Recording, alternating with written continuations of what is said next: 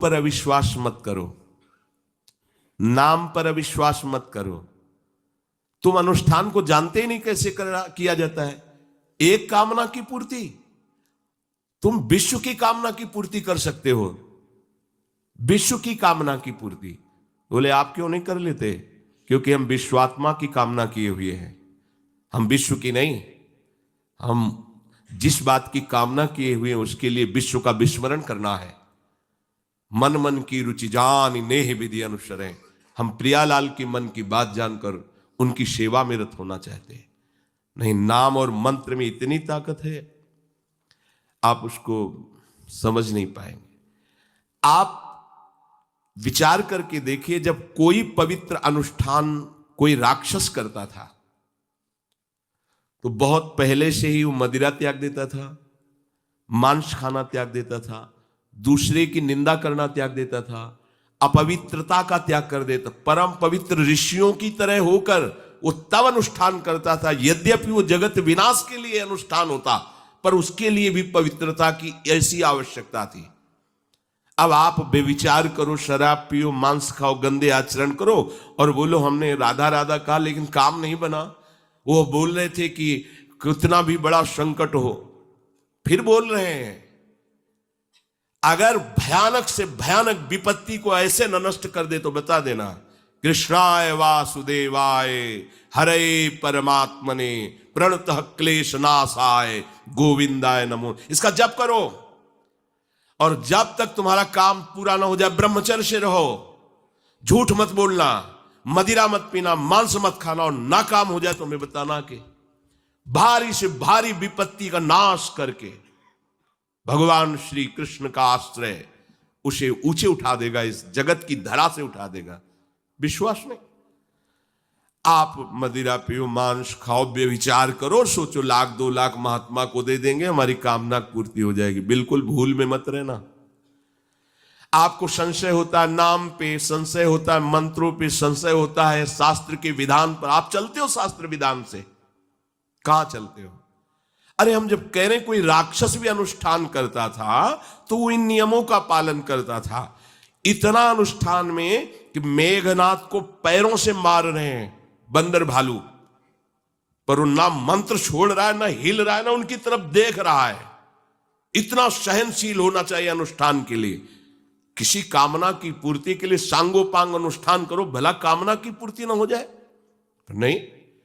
आप शास्त्रों में पढ़ के देखो, संतान उत्पत्ति के लिए कैसे व्रत, पयोव्रत का कैसे अनुष्ठान किया। पवित्र रह करके इतनी इतनी मात्रा में ये आहार लेना है, इस मंत्र का जब भगवान गर्भ में आ गए। क्या चाहिए तुम्हें? भारी से भारी विपत्ति को दूर करने के लिए आर्त भाव से पुकारो भगवान को। तुम्हें धनी बनना है, अनुष्ठान कीजिए। हम कह रहे किसी विशेष मंत्र आदि की तरफ ना बढ़िए, बोलिए राधा राधा। क्या चाहिए आपको? कृष्ण कृष्ण बोलिए। सब मंत्रों का सार है नाम में, आप बोलिए तो नाम। पवित्र होइए, गंदे आचरण छोड़िए।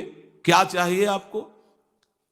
भगवान का नाम जहां गूंजता है वहां ऐश्वर्य अपने आप चरणों में लौटता है। अब छल कपट करो, हिंसा करो, गंदे आचरण करो, सोचो हम बहुत बड़े धनी बन जाएं, तो दुष्कृति का फल दरिद्रता और दुख होता है। सुकृत का फल ऐश्वर्य और सुख होता है। अब लगाओ तुम कांटेदार वृक्ष और चाहो कि हमको रसीला फल प्राप्त हो, तो इसे मूर्खता ही कहते हैं। फिर दोष देता है काल, कर्म, ईश्वर को, शास्त्रों को, मंत्रों। अरे कुछ नहीं, नाम मंत्र में जरा सी भी अनुष्ठान में त्रुटि हो जाए तो उसका फल बदल जाता है। आप कहां अनुष्ठान कर रहे हैं? कौन सा अनुष्ठान कर रहे हैं? सबसे पहला नियम अनुष्ठान का होता है पवित्र आचरण, ब्रह्मचर्य, सत्यवाद, पवित्र भोजन, संयम से। कोई भी अनुष्ठान कर, किसी भी विषय का अनुष्ठान करके देखो, अभी हो जाएगा। ये तो हमसे नहीं होगा, तो फिर आप बड़ी बड़ी कामनाएं करते हो, हवा में कामनाएं पूर्ण हो जाएंगी। किसी की भी काम, किसी का भी महाबली या तेजस्वी पुत्र पैदा हुआ, उसको देखो कैसे रहा है, उसके माता पिता कैसे आचरण किए हैं। 10,000 वर्ष तक भगवान श्री हरि में मन लगाकर निरंतर मंत्र जपने पर कश्यप और विंता जी ने भगवान गरुण जी को प्रकट किया। भगवान गरुण जी श्री हरि के वाहन, प्रथम पुत्र अरुण जी जो सूर्य के सामने बैठे हुए हैं, सारथी बने 10,000 वर्ष। करदम जी भारी तपस्या करके पत्नी प्राप्त कर रहे हैं, तो भगवान स्वयं कपिल देव जी के रूप में अवतार ले रहे हैं। बिना भजन के, बिना पवित्रता के, बस कामनाओं की पूर्ति, हवा में कामनाओं की पूर्ति हो जाएगी। मनमानी आचरण, कुछ नींबू काट दो, उसमें सिंदूर रख दो, या कलावा बांध दो, या अंगूठी बांध लो, या जंतुर मंत्र बांध लो, भस्म, इनसे कुछ होगा? कुछ नहीं होगा। राधा राधा राधा राधा राधा, जो कर चाहोगे हो जाए, पर पवित्र आचरण, साथ में पवित्र आचरण हो। एक किसान भी अन्न बोता है तो खेती को तैयार करता है। आपको अपने हृदय की भूमि तैयार करनी होगी। कामना पूर्ति के लिए ऐसे थोड़ी चला जाता है। देखो ना, ऐसे एक चपत लगा दी सुरुचि ने, क्योंकि उसकी रुचि के खिलाफ हुआ कि वो पिता की गोद में बैठना चाहते थे। छत्री बालक माता के पास गए, उनका नाम सुनीति है। वो सुंदर नीति से चलती है, वो रुचि से चलती है, सुरुचि अपनी रुचि, और वो सुनीति सुंदर नीति से चलती है। मां, पिताजी ने गोद में बैठाला नहीं, और मां ने चपत लगा दी और कहा तू ऐसे कि गर्भ से प्रकट हुआ है, सिंहासन का अधिकारी नहीं। अगर तुझे सिंहासन पर बैठना है तो जा तपस्या कर और मेरे गर्भ से प्रकट हो। तपस्या इस बात की कर कि मेरे गर्भ, तब कहीं तू पिता की गोद में बैठ सकता है। बोले हाँ बेटा।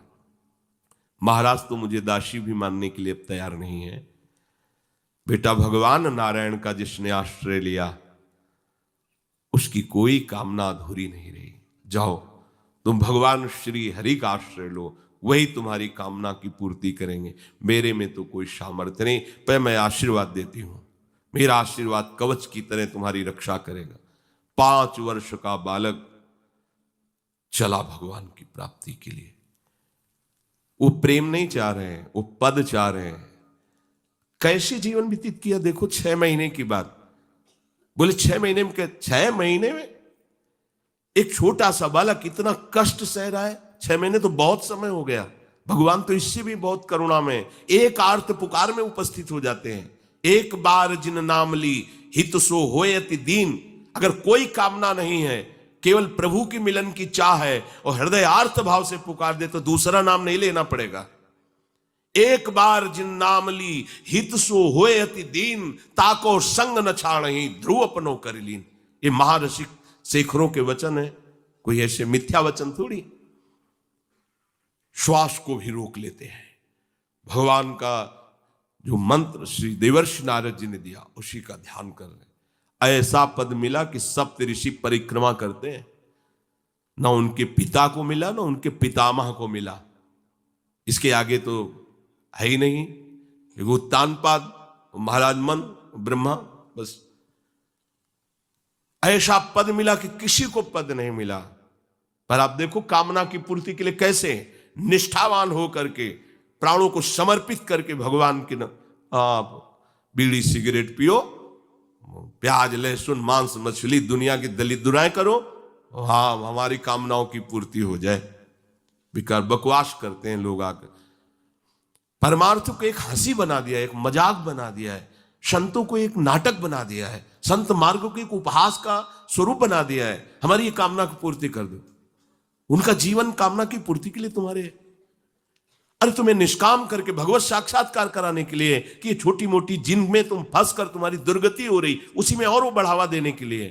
पर संसार तो अपनी बात मानता है, उस ना शास्त्र की बात मानता है ना संतों की। भगवान कह रहे हैं वो सुकृति है जो मेरे से धन चाहते हैं, दुष्कृति तो आ ही नहीं सकता। तो आप सुकृति के आचरण करो। बड़ा विचित्र भाव है संसार का। चाहता है सुख हो, आचरण करता है दुख पाने वाले। दुष्कृति करो, पाप करो, सुख चाहो, कैसे हो सकता है भाई? कैसे हो सकता है ऐसा? तुम सोचो हम अपने बल से कर लेंगे, तुम्हारा बल काम नहीं करेगा। जब थोड़े दिन की स्वतंत्रता दी जाती है, जाओ आप 50 वर्ष, 60 वर्ष, 80 वर्ष आपको समय मिला है।